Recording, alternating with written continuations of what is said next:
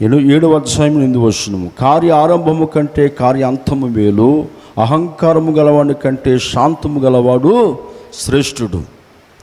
కార్య ఆరంభము, మన ప్రతి పని కూడా ఆరంభము ముగింపు ఉంటుంది.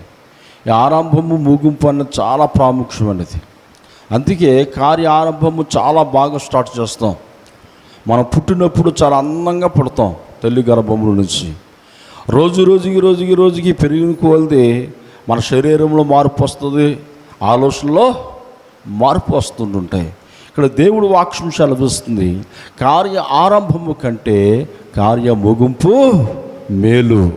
అంటే చాలామంది భక్తుల జీవితంలో మనం చూస్తే మొదట వారి భక్తి చాలా బాగుంటుంది. మధ్యకాలం రాబడికి వారి భక్తిలో మార్పు వచ్చి రకరకాల లోకాశల్లో పడిపోయి వారి భక్తిని ఆప్ చేసేస్తున్నారు. రెండవదిగా మనం చూస్తే కొంతమంది కార్య ఆరంభములో ఏ భక్తి అయితే వారు చేశారో, ఏ పరిశుద్ధతనైతే వారు కాపాడుకుని ప్రవర్తించారో, లాస్ట్ వరకు కూడా అదే భక్తి ఎన్ని శ్రమలు వచ్చినా ఎన్ని బాధలు వచ్చినా వారు కొనసాగిస్తూ ఉంటుంటారు. కొంతమంది ఫస్ట్లో పడిపోతారు, మొదట్లో కొంచెం బాగానే ఉంటుంది, మధ్యలో పడిపోతారు, మరి లాస్ట్లో పడిపోతారు. లాస్ట్గా ప్రాణము పోయే ముందు మారు మనసు పొందుతారు. హల్లెలూయా. ఇలాగా రకరకాల మనుషులను మనం చూస్తూ ఉంటుంటాం భూమి మీద. అయితే దేవుడు వాక్యం సెలవిస్తుంది, కార్య ఆరంభము నీ జీవితము మన జీవితం ఎలాగుందో ముగింపు వరకు కూడా అలాగ ఉండాలని ప్రభు మన పట్ల ఒక ఆశ కలిగి ఉన్నాడు, ఒక ప్రణాళికను కలిగి ఉన్నాడు. ఆయన ప్రణాళికను మనం ఏం చేయాలంటే ఆయన ప్రణాళికను మనము నెరవేర్చే వరకు ఉండాలి. అందుకోసమే ఏమండి, కార్య ఆరంభము కంటే కార్య ముగింపు మేలు అన్నాడు. అహంకారము గలవాడి కంటే శాంతము గలవాడు శ్రేష్ఠుడు. అహంకారం అనగా గర్వం. ఏంటంట? గర్వం. ఏమీ లేనప్పుడు ఎంతో భక్తి చేస్తాం. మొదటి దినాల్లో ఎంతో ఆసక్తి కలిగి ప్రార్థన చేస్తాం, ఆసక్తి కలిగి దేవుడు పని చేస్తాం, తగ్గించుకొని ఉంటాం, లోబడి ఉంటాం. కొన్నిసార్లు మనుషుడు స్వభావం ఏంటంటే అన్నీ వచ్చేసినప్పుడు ఏమంటే ఆ తగ్గింపు, ఆ విధేయత, ప్రేమ తొలగిపోయి ఏమొచ్చేద్దంట? అహంకారం వచ్చేస్తుందంట. అహంకారం అనగా గర్వం. ఆ గర్వం వచ్చినప్పుడు వారు ఏం చేస్తున్నారో వారికి తెలియదు. దేవుడికి, సంఘానికి, విశ్వాసులకి, ఏమంటే ఇంట్లో వాళ్ళకి అందరికీ విరోధంగా దుర్భాషలు మాట్లాడుతుంటారు. గత వారం నేను చెప్పారు, సనుగుడు. మన మంచి మాట మాట్లాడినా వారు సనుగుడు వినిపిస్తూ ఉంటుంటారు. అప్పుడు మనకి ఏం వస్తుందని కోపం వచ్చేస్తుంటుంది. అందుకని శాంతంగా ఉండేవాడు శ్రేష్ఠుడు. ఆ శాంతి మనసు మనము ధరించుకోవాలంట. ఒకవేళ ధరించుకోకపోతే నేను మారను, అహంకారం గలవాడిని ఉంటానంటే గర్వము నాశనానికి నడిపిస్తుందంట. ఏమండి, నాశనానికి ముందు ఏమొస్తుందంటే గర్వం వచ్చేద్ది. ఆ గర్వం ఎక్కడికి తీసుకుని వెళ్ళిపోద్దంటే భయంకరమైన అగాధములోనికి తీసుకుని పోద్ది. దేవుడికి స్తోత్రం. గనుక మనం ఆలోచన చేస్తే ఏమిటి, చాలా జాగ్రత్తగా ఉండాలి. దేవుడు ఆత్మ కలిగి ఉండాలి. యేసేపు జీవితంలో మనం చూస్తే కార్య ఆరంభము బాగుంది, కార్య ముగింపు బాగుంది. అందుకే బైబిల్లో యేసేపుని యేసు ప్రభుతో పోల్చారు. ఎవరితో పోల్చారట? యేసు ప్రభుతో పోలుస్తున్నారు. అనగా యేసు ప్రభు ఎన్ని శ్రమలు పొందాడో, ఎన్ని బాధలు అనిపించాడో, ఎన్ని కష్టాలు వచ్చాయో, ఎంతమంది గాయపరిచారో. యేసేపు జీవితంలో అన్నదమ్ముల చేత దూషింపబడి, అన్నదమ్ముల చేత అమ్మివేయబడి, అన్నదమ్ముల చేత కొట్టువేయబడి, ఏమండి మరి ఇస్మాయిల్కి అమ్మేస్తే వాడు తీసుకెళ్ళి సంతలో అమ్మేస్తే, వాడము మరొకరికి అమ్మేస్తే మార్కెట్లో మరొకడు కొనుక్కొని అలాగ అంచంచులుగా యేసేపు ఎక్కడికి వెళ్ళిపోయాడని ఆలోచన చేస్తే ఏమండి చివరగా ఏమండి భయంకరమైన ఒక ప్లేస్, అనగా పొరో ఇంట్లో ఏమండి బానిసగా వెళ్ళిపోయాడు. తన జీవితము అమ్మివేయబడ్డది. నిందలు వచ్చాయి, అవమానాలు వచ్చాయి, చాలా బాధలు వచ్చాయి. పరిశుద్ధుడు, నిందారహితుడు, ఏమంటే దేవుడి దృష్టికి అనుకూలముగా జీవించిన గొప్ప వీరుడు, పరిశుద్ధుడు, విధేయుడు, తగ్గింపు జీవితం కలిగిన వాడు. అలాంటి వ్యక్తికి చాలా శ్రమలు వచ్చేసాయి, కానీ ఆ శ్రమల్లో దేవుణ్ణి గట్టిగా పట్టుకున్నాడు. Praise Lord. ఆ శ్రమల్లో దేవుణ్ణి గట్టిగా వెంబడించాడు. ఆ శ్రమల్లో ప్రభువును తునీకరించలేదు. దేవుడి దృష్టికి నిందారహితుడుగా ఉన్నాడు యోసేపు. ఎప్పుడైతే అలా ఉన్నాడో పిల్లరా, దేవుడు నిజంగా యోసేపు జీవితంలో ఏమండి అలా సరసాల పాలైపోయాడు. అప్పుడు ఒక సాక్ష్యము మనం చూడగలుగుతాం బైబిల్ గ్రంథములో.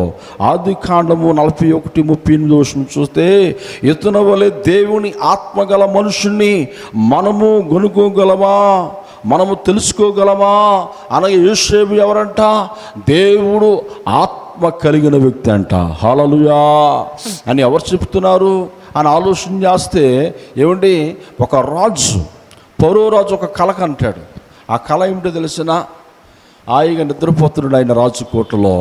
ఒక కళ కన్నాడు.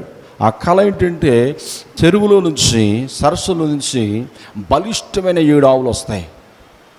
ఆ 7 ఆవులు అలాగా ఆ సరస్సులో నుంచి బయటికి వచ్చిన వెంటనే మరో బక్క చిక్కిపోయిన ఆవులు, మరొక 7 ఆవులు వస్తాయి.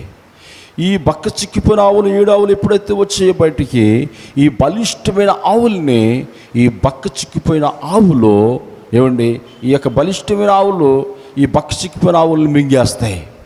ఎప్పుడైతే అలా మింగేసాయో ఏమంటే తన కడుపులోకి వెళ్ళి అరిగిపోతాయి ఆ ఆవులు. ఈ కళ ఎప్పుడైతే యోసేపు యొక్క ఐగుప్తు రాజు కన్నాడో, కళ భావము చెప్పమని ఆ యొక్క ఐగుప్తులో ఉన్న జ్ఞానులను, నిపుణులను ఏమండి అందరిని పిలిపిస్తాడు.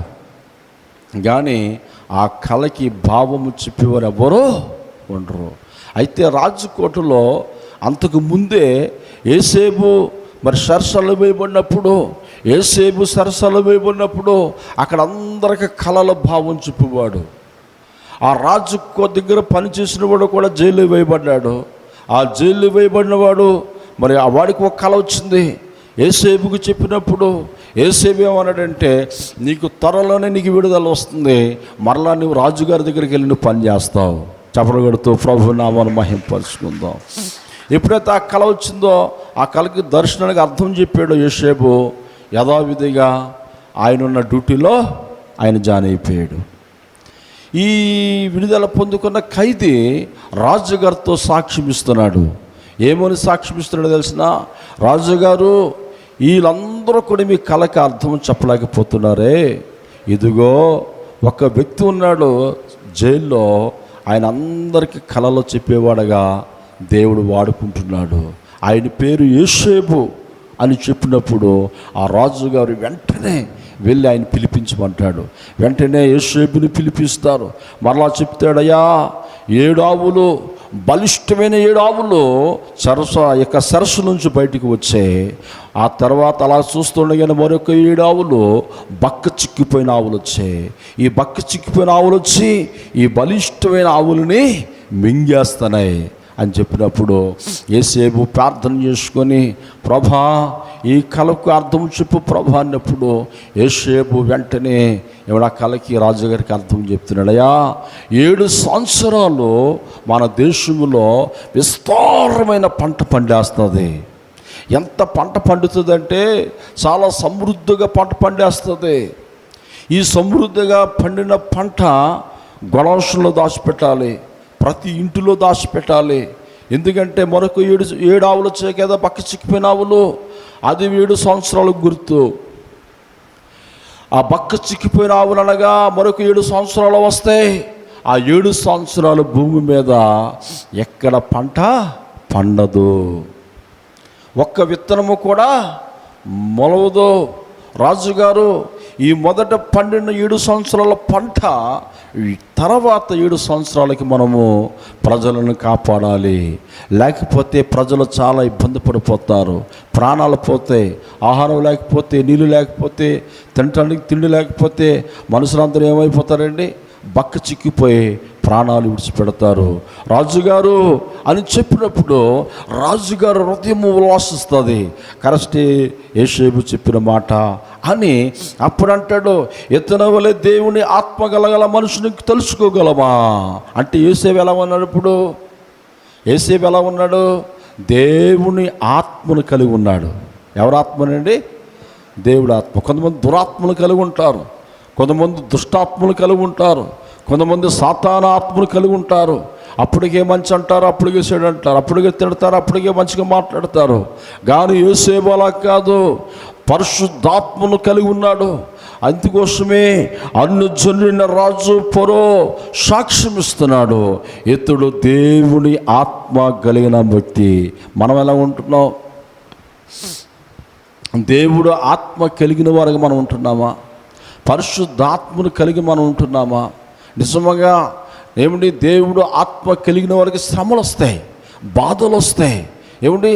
ఆ బాధల్లో శ్రమల్లో మనం ఓర్చుకొని ఓదార్పు కలిగి దేవుడు వాక్యం చేత మనం ఆదరించినప్పుడు దేవుడు అంటున్నాడు, నేను నిన్ను యోసేపు వలె ఆశీర్వదిస్తాను. హల్లెలూయా. కార్య ఆరంభము బాగుంది, కార్య మధ్యలో బాగుంది, కార్య ముగింపులో కూడా యోసేపు భక్తిలో, ప్రార్థనలో, దేవుడిని భయభక్తి కలిగినలో యథార్థముగా జీవించాడండి. ఆయన యథార్థత భక్తి ఎక్కడికి తీసుకుని వెళ్ళిందంటే అంచంచులుగా రాజు స్థానం యొద్దకు తీసుకుని వెళ్ళింది. రాజుగారు అప్పుడు ఏమంటున్నారు తెలిసిన? అయ్యా యోసేపు గారు, మీరే ఈ దేశం అంతటికి నాయకుడిగా మీరు ఉండాలి. హల్లెలూయా అని తన చేతి ఉంగరం తీసి యోసేపుకి తొలగించాడు. తన మెల్ల గొలుసు తీసి యోసేపుకి వేశాడు. ఏమంటే తన అధికారం అంతా కూడా ఏమంటే తాళపు చేతులు ఎవరికి ఇచ్చాడంటే యోసేపుకి ఇచ్చాడు. హల్లెలూయా. యోసేపుకి ఇచ్చి అంటున్నాడు, ఇదిగో ఈ దేశం అంతటా నీవే నాయకత్వం చేయాలి అని ప్రజలతో అంటున్నాడు. ప్రజలందరూ కూడా యోసేపుకి వందనాలు చెప్పండి. చప్పట్లు కొడుతూ ప్రభు నామమును మహింపరుచుకుందాం. చప్పట్లు కొట్టి దేవుని నామమును మహింపరుచుకుందాం.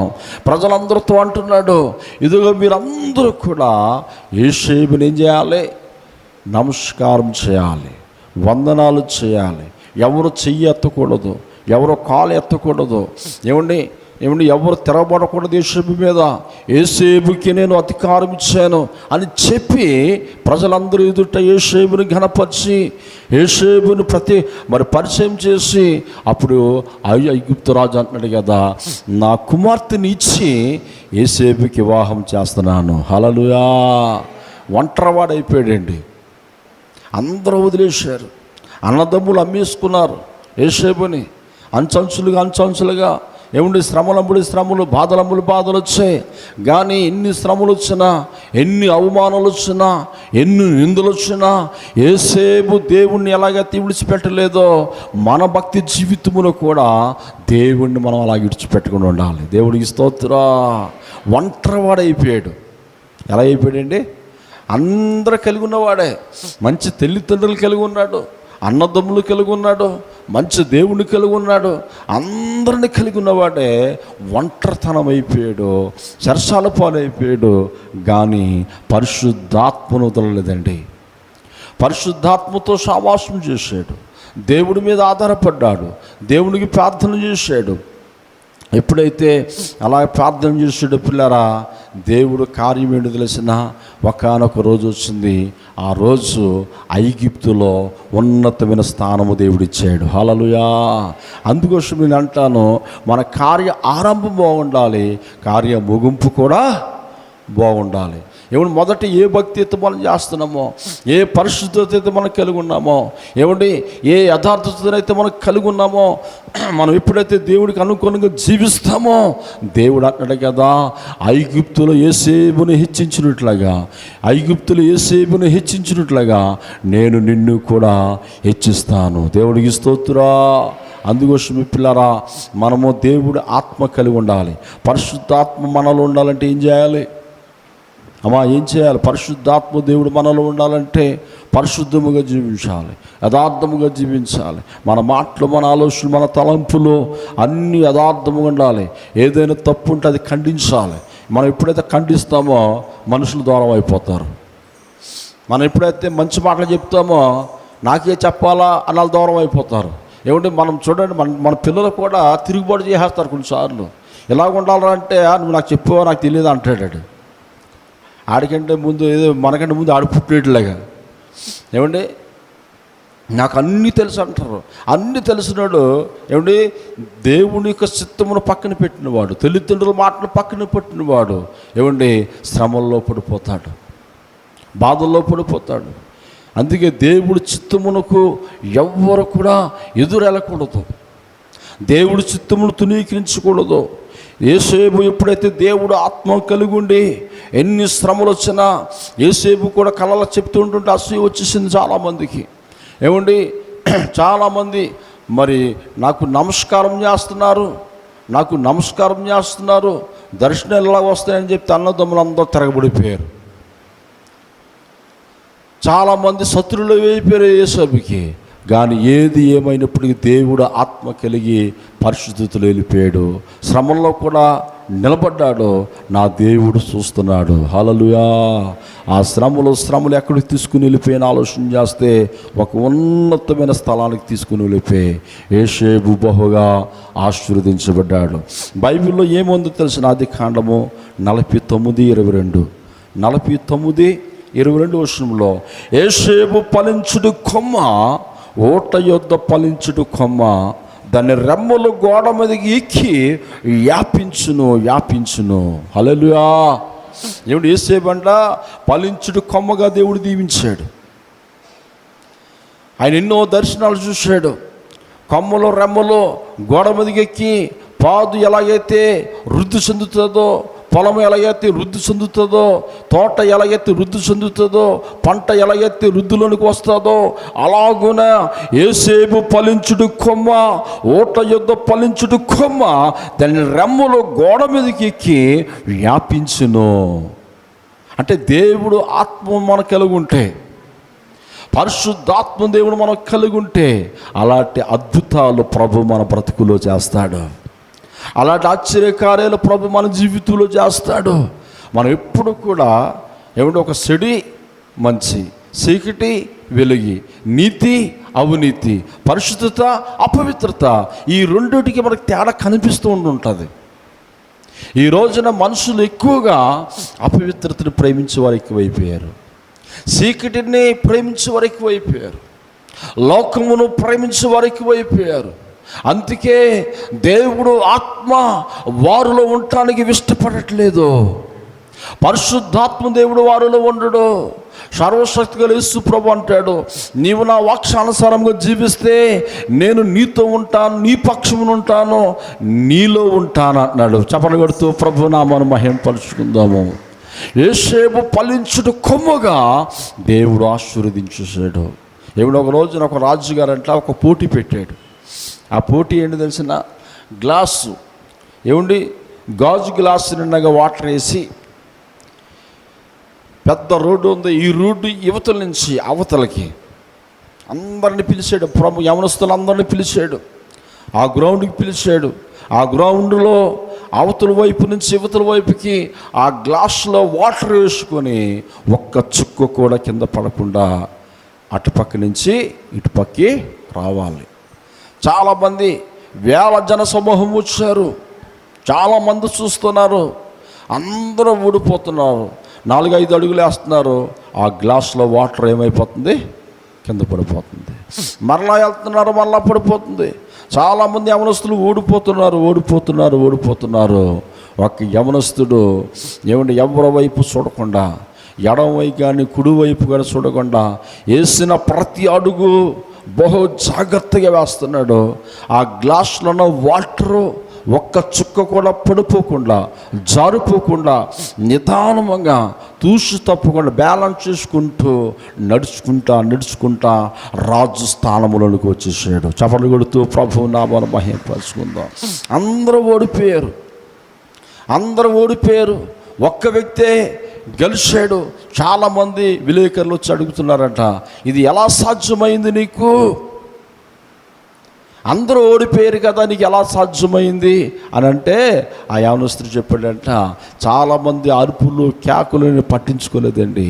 చాలామంది రకరకాలుగా మాట్లాడుతున్నారు, రకరకాలుగా దూషిస్తున్నారు, రకరకాలుగా మాట్లాడుతున్నారు. ఆ మాటలు, ఆ అరుపుల కేకులు వైపు నేను చూడలేదు, నేను చూసేది అలా గురువు వైపుకు చూశాను. హల్లెలూయా. మన జీవితంలో గమ్యం సారాలంటే, కార్యహారంభము గొప్పగా ఇంపుగా ఉండాలంటే, మన ఆత్మీయ జీవితంలో ఈ పరుగు పందెల్లో ఏమండి మనం గమ్యానికి సారాలంటే మనకి చాలా పోరాటాలు ఎదురొస్తాయి. చాలామంది మనల్ని అసూయతో దూషించిన వారు కొంతమంది, నిందలు వేసిన వారు కొంతమంది, ఏమంటే రకరకాలుగా మాట్లాడే వారు కొంతమంది. వాళ్ళతో మనం మాట్లాడినంత టైము దేవుడు పని మీద పెట్టాలి. Praise Lord. వారితో వాదన పెట్టుకున్నంత టైము బైబిల్ చదువుకోవాలి. వారితో వారి నిందలు అభినందలు మధ్యవర్తులు వచ్చి చెప్పినంత టైము ఉంటే ఆయా సమయంలో మనం ప్రార్థన చేస్తే గమ్యానికి మనం చేరిపోతాం. Praise lord. మన జీవితాలు అంతేగాంటాడు, కార్య ఆరంభము కంటే కార్య ముగింపు చాలా ప్రాముఖ్యమైనది. మేలుగా దేవుడు ఇచ్చాడు. చాలామంది మొదట ఎంతో భక్తి చేసి ఈ రోజున ఎంతోమందిని మనం చూస్తున్నాం. మొదట మంచి ఆరాధన చేసిన వారు, మంచి సాక్ష్యాలు చెప్పేవారు, మంచి పాటలు పాడేవారు, ఏమంటే నేను దేవుడి కోసం చచ్చిపోతానండి, దేవుడి కోసమే బ్రతుకుతానని అన్నవారు ఈ రోజున త్రాగుబోతులుగా తిరుగుతున్నారు. ఎంత భయంకరమైన సంఘటన. ఒక ఆయన అయితే మంచి దేవుడు మాటలు చెప్పేవాడు, ఆయన ప్రవచన ఆత్మ ఉందని అందరూ వేల మీద వచ్చేవారు. ఆయన చనిపోయిన తర్వాత స్నానం చేస్తే ఆయన జబ్బకి తాబీదులు ఉన్నాయంట. ఏమున్నాయంట? తాబీదులు ఉన్నాయండి. అంత దారుణం చూడండి. అంటే మన భక్తి ఏమైపోతుంది? పైకి భక్తి గల వరకు ఉండి దాని శక్తిని అనుసరించలేని వరకు ఉంటున్నామా? దేవుడు ఆత్మ లేని వరకు ఉంటున్నామా? పరిశుద్ధాత్మ లేని వరకు మనం జీవిస్తున్నామా? ఒక్కసారి మనకి మనమే పరిశోధన చేసుకోవాలి. మనకి మనమే దేవుడి మాటల చేత సరి చేయబడాలి. దేవుడి మాటలు వినినప్పుడు, దేవుడు వాక్యం చదివినప్పుడు, అద్దములో మన ముఖము చూసుకున్నప్పుడు ఏమైనా పౌడర్ ఎక్కువైపోతే సరి చేసుకుంటాం, తల సరిగిపోతే సరి చేసుకుంటాం. దేవుడి మాటలు నేను విన్నప్పుడు, దేవుడి మాటలు మనం విన్నప్పుడు మన జీవితమును సరి చూసుకోవాలి, మన ఆలోచనలను సరి చూసుకోవాలి. ఏమంటే ఎంతకాలం 10 సంవత్సరాలు, 20 సంవత్సరాలు, 30 సంవత్సరాలు, 50 సంవత్సరాలు దేవుడి యొద్దకు వచ్చినా సరి చేసుకోకపోతే, దేవుడు ఆత్మ మనం లేకపోతే, దేవుడికి ఇష్టలుగా మనం జీవించకపోతే మనం ఈ భూమి మీద ఏమేమి సాధించలేము. అందుకోసమే బైబిల్ గ్రంథంలో మనం చూస్తే ఏమండి, కార్య ఆరంభము కంటే కార్య ముగింపు చాలా చాలా ప్రాముఖ్యమైనది. ఈ సనుగుడు, దేవుడికి ఇష్టం లేని మాటలు, దేవుడికి ఇష్టం లేని పనులు మనిషి ప్రశాంతంగా ఉండాలంట. అందుకంటాడు, అహంకారము గలవాడి కంటే శాంతము గలవాడు శ్రేష్ఠుడు. శాంతి గలవాడు శ్రేష్ఠుడు అంట. శాంతిగా ఉండాలంట, ప్రశాంతంగా ఉండాలంట. ప్రశాంతంగా ఉందామని కొంచెం ఉన్నవారు వల్లే అయినను మనము ప్రశాంతంగా ఉండటానికి ఇష్టపడాలి. ప్రశాంతంగా మనం జీవించడానికి ఇష్టపడినప్పుడు దేవుడు గొప్ప కార్యాలు మన జీవితంలో చేస్తాడు. మనం చూస్తే బైబిల్ గ్రంథములో ఏమంటే 2వ దినవృత్తాంత గ్రంథములు 26:16 అంటాడు, అయితే అతడు స్థిరపరచబడిన తర్వాత అతడు మనుషుని గర్వించి చెడిపోయిను. ఏమైపోయాడంట? స్థిరపడ్డాడు, మార్పు చెందాడు, మారుమనసు పొందాడు, రక్షించబడ్డాడు, దేవుడి చేత దీవించబడ్డాడు, గొప్ప కార్యాలు చూశాడు, అనుభవించాడు, అన్ని మేలు పొందుకున్న తర్వాత చేంజ్ అవ్వాడు, మార్పు వచ్చింది, అన్ని దేవుడు ఇచ్చాడు, పోగొట్టుకున్నవన్నీ దేవుడు ఇచ్చేసాడు. ఇక్కడ అన్నాడు కదా, ఏమన్నాడనగా, అయితే అతడు స్థిరపరచబడిన తర్వాత మనుషున గర్వం వచ్చి చెడిపోయాడంట. ఎందుకు చెడిపోయాడు? ఏమీ లేనప్పుడు ఎంతో భక్తే, తాటేకి పాకలు ఉన్నప్పుడు ఉన్న భక్తి ఇప్పుడు లేదు, సైకిల్ మీద తిరిగినప్పుడు భక్తి ఇప్పుడు లేదు, ఏమంటే కాలుకి చెప్పులు లేకుండా తిరిగినప్పుడు ఎంతో భక్తి చేసాం. ఏమంటే ఇప్పుడు అన్నీ వచ్చిన తర్వాత ఆ భక్తి ఏమైపోయిందంటే సన్నగెలిపోయింది.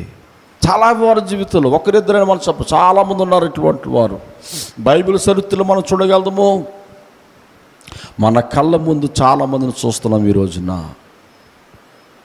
ఎందుకు అలా జరుగుతుందనగా, వారు దేవుడితో కనెక్ట్ అవ్వడం మర్చిపోతున్నారు, దేవుడు వాక్యాన్ని వారు మర్చిపోతున్నారు. దేవుడి మీద వారు తిరగబడి జనాంగముగా ఉంటున్నారు. అందుకే ఉజ్జయ కోసం మనం ఆలోచన చేస్తే ఏమండి, ఉజ్జయ అంట చూడండి, ఉజ్జయని దేవుడు ఆశీర్వదించాడు, అన్ని విషయాలు ఆశీర్వదించాడంట. చిన్న దురాశ పుట్టిందంట ఆయనకి. ఏమిటి ఆ దురాశ ఏంటో తెలిసిన? నేను రాజును, నా చేతి కింద కొన్ని లక్షల లక్షల ప్రజల సైనికులు ఉన్నారు, దేవుని మందిరములో యాజకులు చేయవలసిన పని నేను చేయాలి అని ఒక గర్వం వచ్చింది. యెరూషలేము దేవాలయములో కొన్ని లక్షల ప్రజలు కూడుకొని ప్రభువుని ఆరాధిస్తుంటుంటే, ప్రభువుని మహిమపరుస్తుంటుంటే ఉజ్జయ వచ్చి ప్రజలందరూ ఉజ్జయ స్థానంలో ఉజ్జయ కూర్చున్నాడు, యాజకుల స్థానములు యాజకులు కూర్చున్నారు, విశ్వాసుల స్థానములు విశ్వాసులు కూర్చున్నారు. ఏమండి, యాజకులు వచ్చి ధూపము వేయాలి, ఏమండి, యాజకులు వచ్చి ధూపంతో చేతి పట్టుకుని దేవుని నామాన్ని మహింపరచాలి. ఉజ్జయ అన్నాడు కదా, 70 మంది యాజకులు ఉన్నారు అక్కడ, మీరు అందరూ అలాగే ఉండండి, నేనే ఆ పని చేస్తానన్నాడు. ఏంటంట, ఏమన్నాడమ్మా? నేనే ఆ పని చేస్తాను, మీరు అలాగే కూర్చోండి.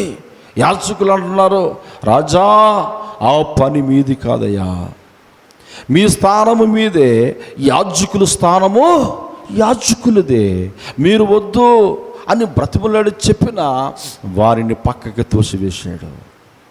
నేను రాజును, అధికారం ఉంది, బలము ఉంది, బలగాలు ఉన్నాయి, అన్నీ ఉన్నాయి, నన్ను మీరు ఎదురిస్తారా అని వారి మీద కళ్ళు ఎరదీసి బలిపీఠం ఎక్కి ధూపవర్తి చేతి పట్టుకు ధూపం వేస్తుంటుంటే దేవుని కోపము తన మీద ప్రతిదండన చేసింది.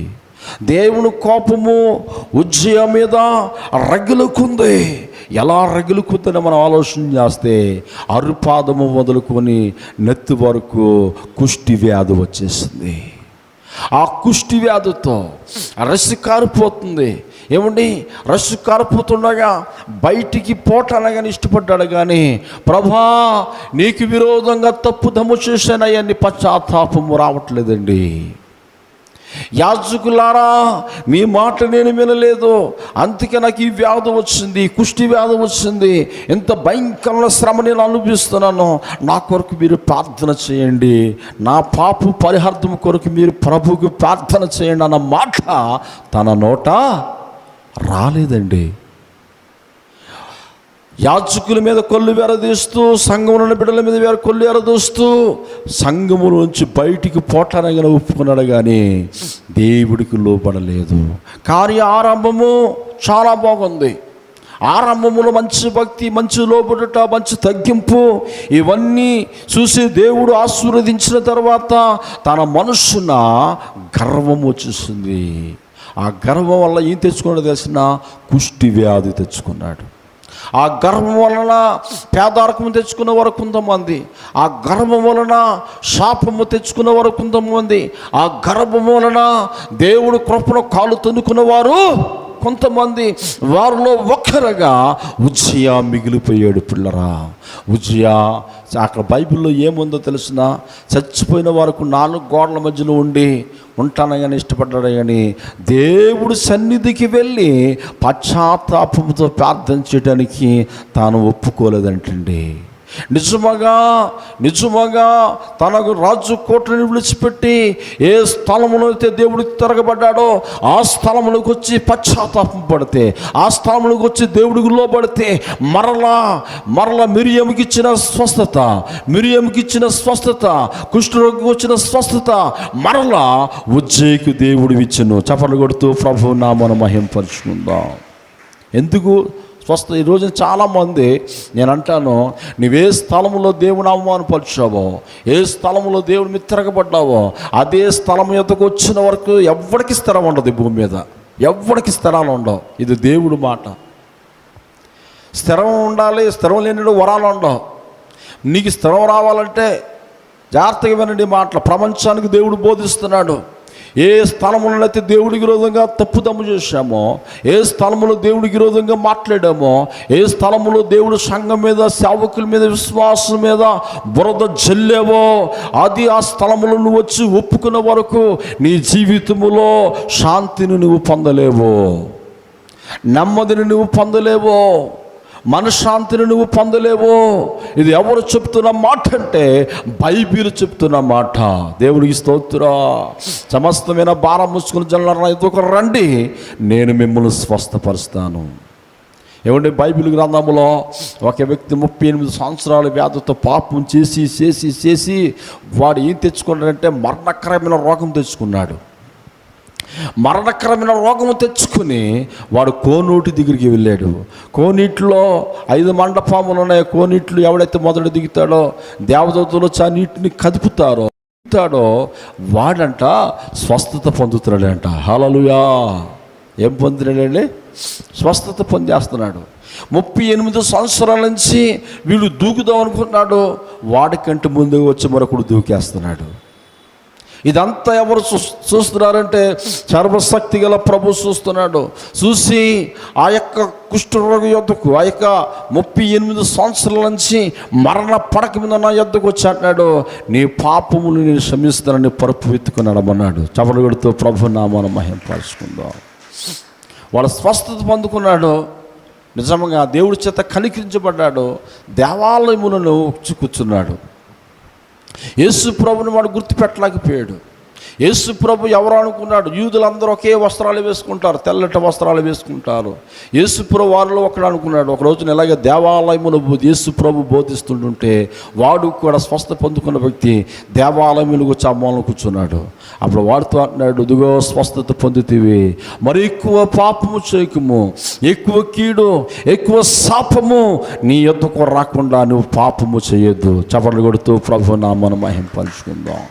నిజంగా దేవుడి చేత కనికరించబడాలంటే, దేవుడి చేత కృప పొందాలంటే మనకి పశ్చాత్తాపము, లోబడే గుణ లక్షణాలు ఉండాలి.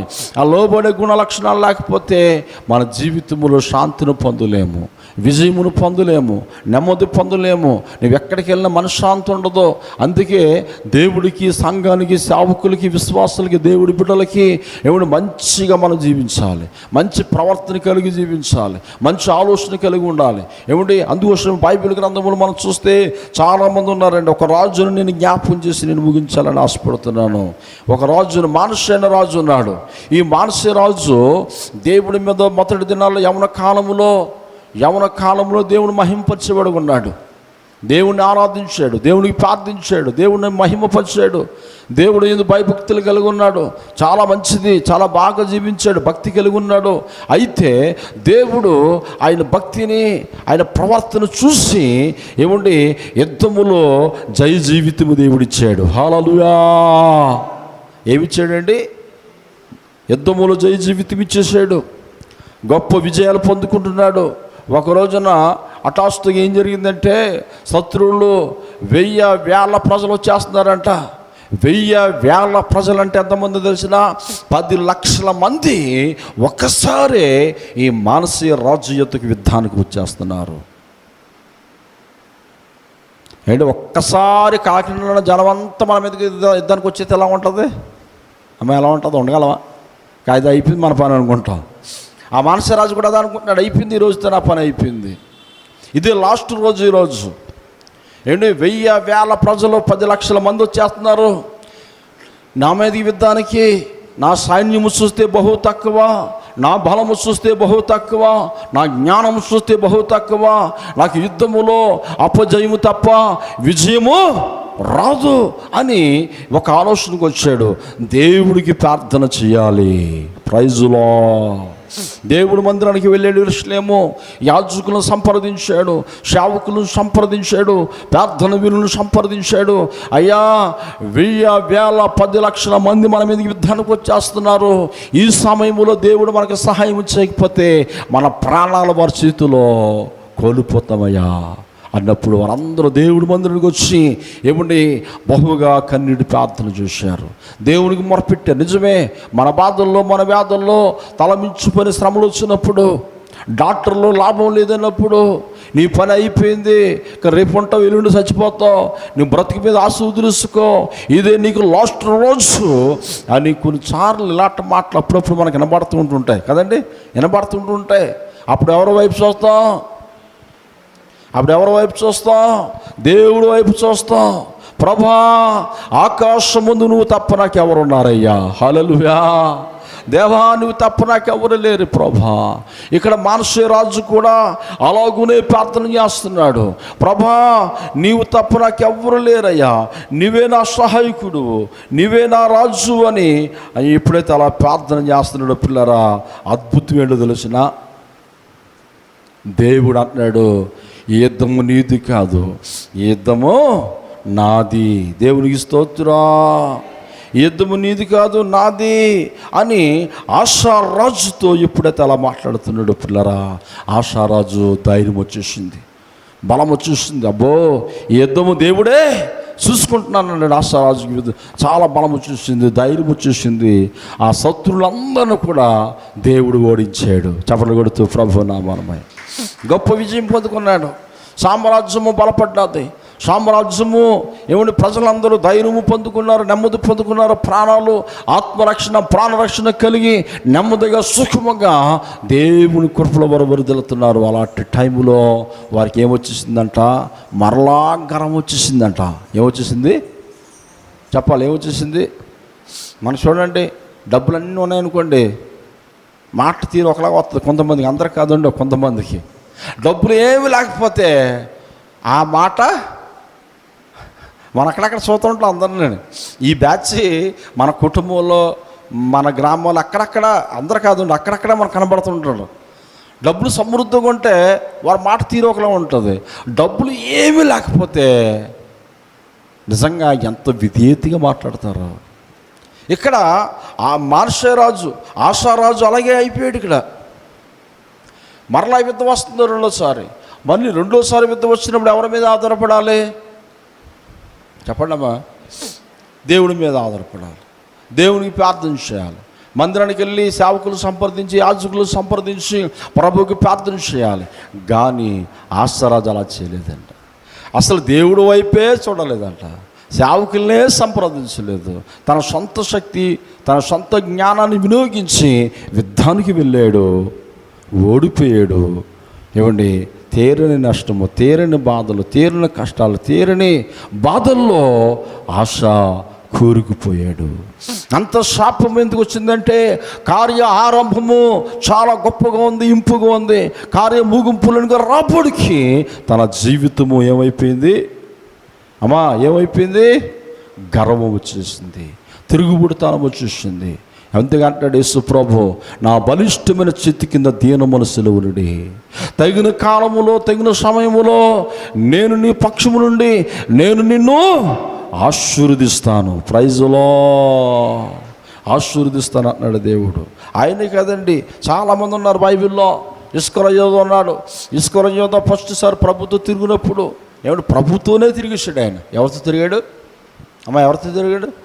దేవుడితోనే తిరిగాడండి. దేవుడితో తిరిగినప్పుడు మంచి ఆత్మీయత, మంచి భక్తి. దేవుడితో తిరిగినప్పుడు మొదటిగా ఆయన భక్తి, ఆయన ఆసక్తిని చూసి ఏమండి ఆ కానుకలు పెట్టే ధనము ఇస్కరయోధకే ఇచ్చేశారు. ఆ ధనాలు చూసేటప్పుడు ఏం చూసాడో తెలియదు, కానీ ఆ ధన వ్యామోహంలో పడిపోయి ఏమండి సగం ఫస్ట్లో భక్తి బాగా చేసుకొచ్చాడు. సరిగా యేసు ప్రభు ఆరోహణం అవుతాడన్న టైంలో యేసు ప్రభుని అమ్మేశాడు. ఎవరు నమ్మేశాడట అమ్మ? ఎవరు నమ్మేశాడు? యేసు ప్రభు నమ్మేశాడు. ఒక రోజున బల్లారాధన జరుగుతుంటుంటే ఆ బల్ల కార్యక్రమంలో రొట్టె విరిచి అందరికి ఇస్తున్నాడు. మీలో ఒక్కడు నన్ను అప్పగించబోతున్నారు అన్నప్పుడు అందరూ ఒకేసారి అంటారు, నేనా ప్రభువా, నేనే ప్రభు అంటే ఇస్కరయోధతో దేవుడు అంటాడు, నీవన్నిట్లుగానే నీవే అంటాడు. అప్పుడు ఆయనకి ఏం రావాలి? ఏం రావాలి? రాత్రంతా ఆలోచించుకున్నాడు. యేసు ప్రభుని 38 నాణేలకి అమ్మేయాలి, అమ్మేటని బేరం పెట్టుకున్నాడు. ఆలోచన కలిగి ఉన్నాడు, దుష్ట ఆలోచన కలిగి ఉన్నాడు. యేసు ప్రభు ఎందుకు బయలుపరిచాడంటే ఆ ఆత్మ నశించుకోవడం ఇష్టము కాదు, అప్పటికైనా మారుమనసు పొందుతాడేమో, అప్పటికైనా దా వైపు తిరుగుతాడేమో అని తన తప్పును తెలియపరిచినప్పుడు నేనా ప్రభు అంటే నువ్వు అన్నిట్లో అన్నప్పుడు ఆయనకి ఏం రావాలి? పశ్చాత్తాపము రావాల్సిందా? రాలేదు.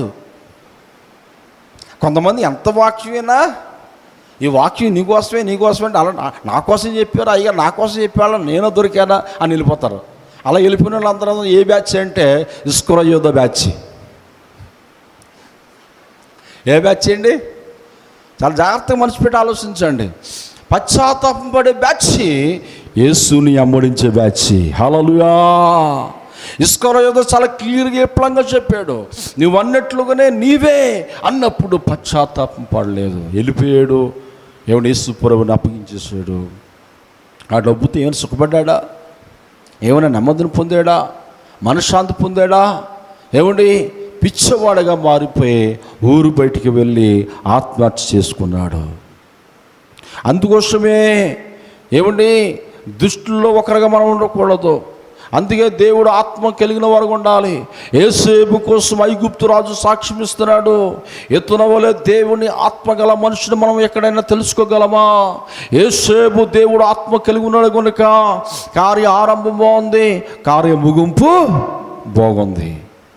దేవుడు ఆత్మ లేనివాడు కార్య ఆరంభం దినాలు మంచిగా ఉంటాడు కానీ, మంచిగా నటిస్తాడు కానీ ఆడ ఆరంభం బాగోదు, ముగింపు బాగోదు. అందుకే అపోస్తలుడు పౌలు అంటాడు, నేను మంచి పోరాడి తిని నా పరుగు కడముట్టించి తిని నా కొరకు జీవ కిరీటము దాచిపడి ఉన్నది. చవలగడుతో ప్రభు నామమును మహిమపరచుకున్నాను.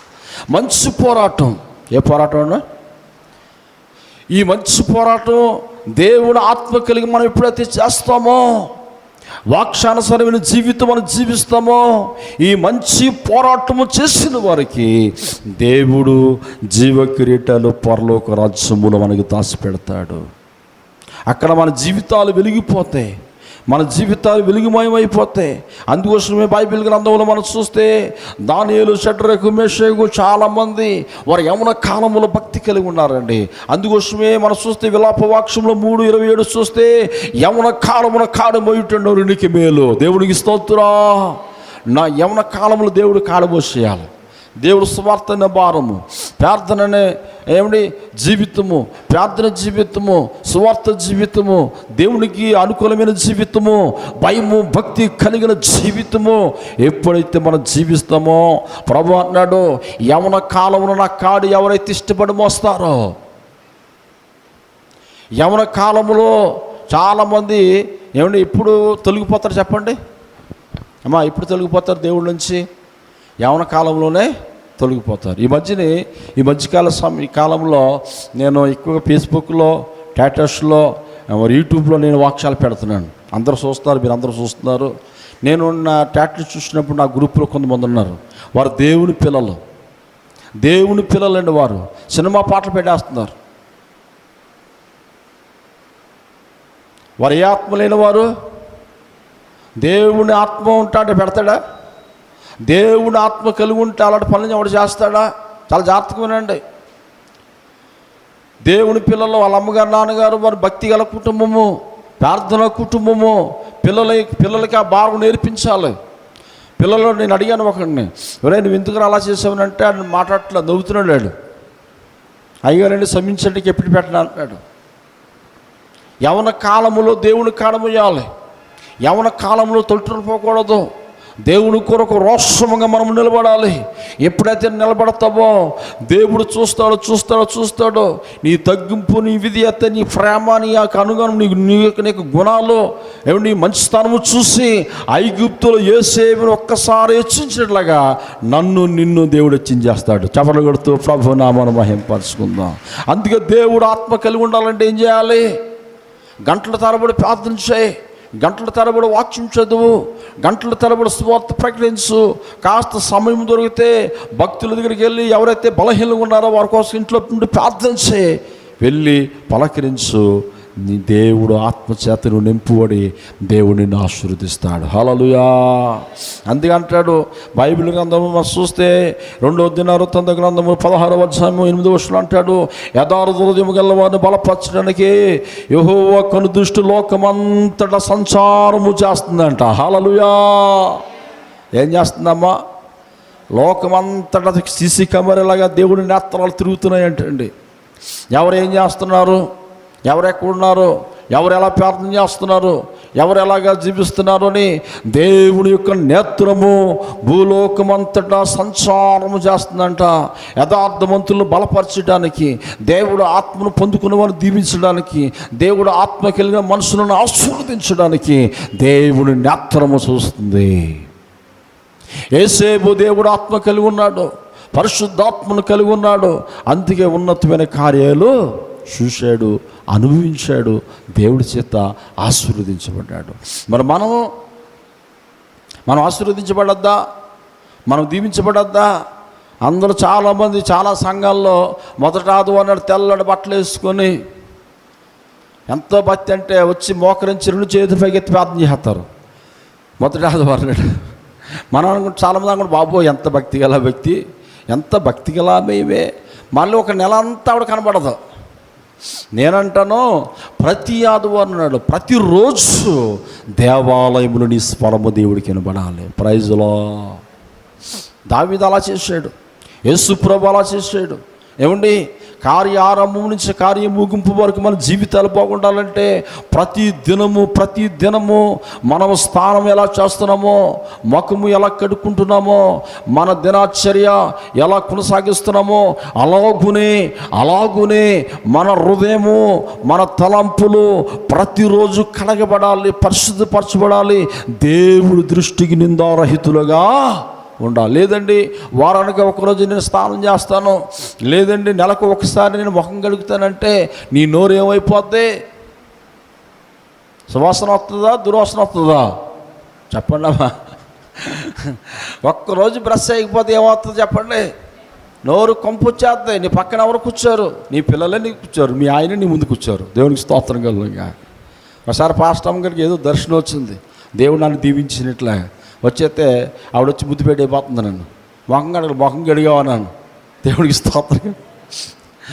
ముద్దు పెడతానంటే వద్దంటున్నావు, ముందు ముఖం కట్టుకొని వచ్చి ముద్దు పెడితే బాగుంటుంది. వెళ్ళమ్మా, వెళ్ళి ముందు ముఖం కడుక్కాను. దేవుడికి స్తోత్రం. హల్లెలూయా. పాస్మకంతో ముద్దు పెడతావా అని కోపం వచ్చేసింది. 4 రోజులు మాట్లాడడం మానేసింది. అంటే ఒక మనుషుడినే నేను, నా భార్య నాకు ముద్దు పెడతానంటే పాస్మకంతో నేను ఇష్టపడలేదే. సర్వశక్తి గల దేవుడు ఎలా ఇష్టపడతాడు? ఒకసారి మనసు పెట్టి ఆలోచన చేయండి.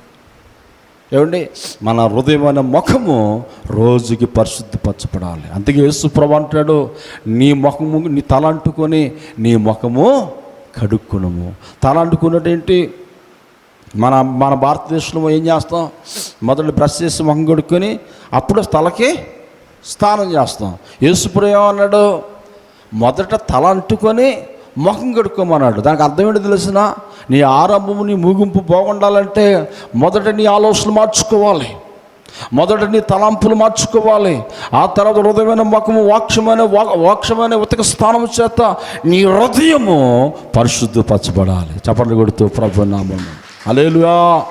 గనుక మన కార్య ఆరంభము బాగుండాలి, కార్య ముగింపు బాగుండాలి. బైబిల్లో సంసోను ఉన్నాడు. సంసోను కార్య ఆరంభము బాగుంది, మధ్యలో పడిపోయాడు, మరలా లేచాడు, మరలా పడిపోయాడు, లాస్ట్ ఫైనల్గా ఏమండి ఢిల్లీలో చేతిలో పడిపోయాడు. ఆమె తీసుకెళ్ళి శత్రువులకు అప్పగించేసింది. శత్రువులు ఏం చేశారు? 2 కళ్ళు పొడిచేశారు. ఏమండి దేవాలయానికి, ఏమండి ఆ యొక్క దేవస్థానానికి 2 స్తంభాల మీద ఆధారపడినా ఆ యొక్క దేవాలయమునకు సంసోను కట్టేసినప్పుడు 2 కళ్ళు పొడిచివేయబడ్డాయి. అప్పుడు పశ్చాత్తాపముతో ప్రార్థన చేస్తున్నాడు. ఎప్పుడైతే పశ్చాత్తాపంతో ప్రార్థన చేశాడో దేవుడు ఆత్మ వచ్చేసింది. చప్పట్లు కొడుతూ ప్రభు నామమున మహిమపరుచుకుందాం. నిజమేనండి, నీకు పశ్చాత్తాపం రాలేనంత కాలం స్థిరం ఉండదు, ఎవరికి స్థిరం ఉండదు. భూమి మీద ఏ భక్తుడికి కూడా స్థిరం ఉండదు. ఏ పాస్టర్ కానీ, విశ్వాస కానీ, సంఘ పెద్ద కానీ వాడికి పశ్చాత్తాపం లేకుండా తిరిగితే వాడికి స్థిరం ఉండదు, వరం ఉండదు. జాగ్రత్తగా వినండి, నేను అందరికీ మాటలు చెప్తున్నాను. వేల ప్రజలు మాటలు వినబోతున్నారు. హల్లెలూయా. నీకు నిజంగా మనశ్శాంతి కావాలంటే, నిజంగా శాంతి నువ్వు పొందుకోవాలంటే నువ్వు యేసేపు వలె దేవుడు ఆత్మను కలిగి ఉండి తగ్గించుకోవాలి, విధేయత కలిగి ఉండాలి, మంచి హృదయం కలిగి ఉండాలి, దేవుడు మాటలు వినాలి, దేవుడు మాటను పాటించాలి. అప్పుడు నీకు స్థిరం ఉంటుంది, వరాలు ఇస్తాడు దేవుడు. హల్లెలూయా. అప్పుడు వారికి స్థిరాలు ఉండవు, వరాలు ఉండవు. ఏమండి, నీ పేరు అక్కడ ఆగిపోద్ది. నీ పేరు ప్రతిష్టలు దేవుడు ఇవ్వడం. దావీదు పేరు ప్రతిష్టలు ప్రబలంటే కారణం ఏంటో తెలిసిన? కార్య ఆరంభం బాగుంది అయ్యగారిది, కార్య ఆరంభం చాలా బాగుంది. మధ్య టైం రాబడికి ఈ లోకంలో పడిపోయాడు. దావీదు ఎప్పుడైతే లోకంలో పడిపోయాడో, శ్రీయామోహములు ఎప్పుడైతే పడిపోయాడో, దావీదు దేవుడు ఆత్మను కోల్పోయాడు. పరిశుద్ధాత్మ విడిచి వెళ్ళిపోయిందా లేదా? 51 కీర్తన అంటాడు కదా, ప్రభా నీ ఆత్మ నా యొద్ద నుంచి తీసేసావయ్యా, నీ ఆత్మను మరలా నాకు దయచే ప్రభా. హల్లెలూయా. అప్పుడు మరలా పశ్చాత్తాపడ్డాడు. రాజు, చక్రవర్తి, యోధా జనాంగానికి, యోధా ప్రజలకి, 12 గోత్రాలకి మహావీరుడు, చక్రవర్తి అయినను పశ్చాత్తాపడ్డాడు. ఎప్పుడైతే పశ్చాత్తాపడ్డాడో లేచాడో, కార్య ముగింపు బాగుంది. Praise Lord. కార్య ఆరంభం బాగుంది. మధ్యకాలంలో తన జీవితం పాపంలో పడిపోయాడు. మరలా లేవటానికి దేవుని బ్రతిమలాడుకున్నాడు, పశ్చాత్తాపడ్డాడు. ఆరంభం లాబడికి దావీదు పరిశుద్ధుడైపోయాడు. హల్లెలూయా. దావీదు కోసం దేవుడు సాక్ష్యం ఇస్తున్నాడు. ఒక్క ఇప్సబె విషయంలో తప్ప నా ఆజ్ఞలు, నా మాటలు యథార్థముగా పర్ఫెక్ట్గా పాటించిన వ్యక్తి దావీదు, నా హృదయానుసారైన వ్యక్తి. హల్లెలూయా. నాకు ఇష్టడుగా మారిపోయాడు దావీదు. అందుకోసం పిల్లలు చిన్న చిన్న పొరపాట్లు ఎప్పుడైనా జరిగినప్పుడు, సంఘం మీద, సేవకుడి మీద, దేవుడి మీద తిరగబడినప్పుడు వెంటనే పశ్చాత్తాపంలోకి వచ్చేయాలి. వెంటనే దేవుడు ఆత్మలోనికి వచ్చేయాలి. ప్రభా నన్ను క్షమించు ప్రభా, నన్ను క్షమించు ప్రభా అని నువ్వు ఎప్పుడైతే తగ్గించుకొని ప్రార్థన చేసుకుంటావో, నిజంగా దావీదు వలె దేవుడిని దీవించేస్తాడు. దావీదు వలె దేవుడిని ఆశీర్వదించేస్తాడు. దేవుడు ఆత్మ నీతో ఉంటుంది, నీ పక్షం ఉంటుంది, నీలో ఉంటుంది. నీ పక్షం నుండి శత్రువులతో యుద్ధము దేవుడు చేస్తాడు. హల్లెలూయా. యోసేపు వలె దేవుడు ఆశీర్వదిస్తాడు. ఒకవేళ నేను ఉన్నాను ప్రభా, నేను అన్నాను అనుకో, నేను పశ్చాత్తాపడను, చచ్చిపోతాను, కానీ దేవుడి దగ్గర రాను, దేవునికి ప్రార్థన చేయను అని నువ్వు అనుకుంటే ఏ గతి పడుతుందో తెలిసిన? ఉజ్జియాకి పడిన గతి పడుతుంది. ఏ గతి అండి? ఉజ్జియా ఎంత దారుణంగా పాడైపోయాడంటే, కుష్టి వ్యాధితో దేవుడు కోపము రగిలుకున్నప్పుడు దేవుని బ్రతిమలాడుకోలేదు. కోపముతో బయటికి పోటానగానే ఒప్పుకున్నాడు, కానీ దేవుడి మీద నుంచి చచ్చిపోయిన వారికి 4 గోడల మధ్యలో ఉంటానని ఇష్టపడాడు, కానీ దేవుడి యొద్దకు రాలేదంటే బైబిల్లో చాలా క్లియర్గా రాస్తుంది. దేవుడి మందిరానికి పోలేదంట. అందుకే ఆ కుష్టి వ్యాధితోనే తన జీవితమును ముగించాడు. కార్య ఆరంభము చాలా బాగుంది, చాలా జయప్రదముగా ఉంది, విజయకరముగా ఉంది, మంచిగా ఉంది. మధ్యకాలంలో రాబడికి గర్వము వలన చెడిపోయాడు. దేవుడు మాటను తునీకరించాడు. అందుకే బైబిల్ నేను అనుకుంటాను అప్పుడప్పుడు, ఇవన్నీ దేవుడు ఎందుకు రాశాడు అబ్బా బైబిల్లో? అన్ని మంచి మాటలు రాస్తే బాగుండు కదా. అవునా కదండి? అన్ని మంచి మాటలు, మంచి వాళ్ళు, భక్తులు, బైబిల్ ఏమంటాం? పరిశుద్ధ గ్రంథం అంటాం. ఈ పరిశుద్ధ గ్రంథంలో పరిశుద్ధ మాటలు ఉండాలి. మరి దొంగల మాటలు ఎందుకు ఉంచాడు? మోసగాళ్ళని ఎందుకు ఉంచాడు? మోసగాళ్ళు కూడా ఎందులో ఉన్నారు? బైబిల్ ఉన్నారు. దొంగలు ఎందులో ఉన్నారు? బైబిల్ ఉన్నారు. దుర్మార్గులు ఎక్కడున్నారు? బైబిల్ ఉన్నారు. మహా దుర్మార్గులు ఎక్కడున్నారు? వారి చరిత్ర బైబిల్ గ్రంథంలో ఎందుకు రాయబడో తెలిసిన? ఒక దుర్మార్గుడు ఉంటేనే మంచివాడు కథ ఏదో అందరికీ అర్థం అవుద్ది. హల్లెలూయా. నీతి అవినీతి బయటపడినప్పుడు నీతి ప్రబలవుతుంది. హల్లెలూయా. అంతే కదండి. ఈ గది ఉంది, ఇంత పెద్ద హాల్ ఉంది, చర్చ్ ఉంది. ఏమిటి ఇప్పుడు కరెంట్ పోయింది అనుకోండి, వెంటనే ఏమొచ్చేద్ది చెప్పండి? చీకటి వచ్చేద్ది. వెలుతురు వస్తే చీకటి పోరిపోద్ది. అంటే చీకటి ఉంటే వెలుతురికి విలువ. ప్రైజులో కరెంటు పోతేనే కరెంటు విలువ మనకు తెలుస్తుంది. అమ్మో కరెంట్ లేకపోతే అంతా. ఆ 3 దినాల మీటింగ్ చాలా అద్భుతంగా జరిగాయి.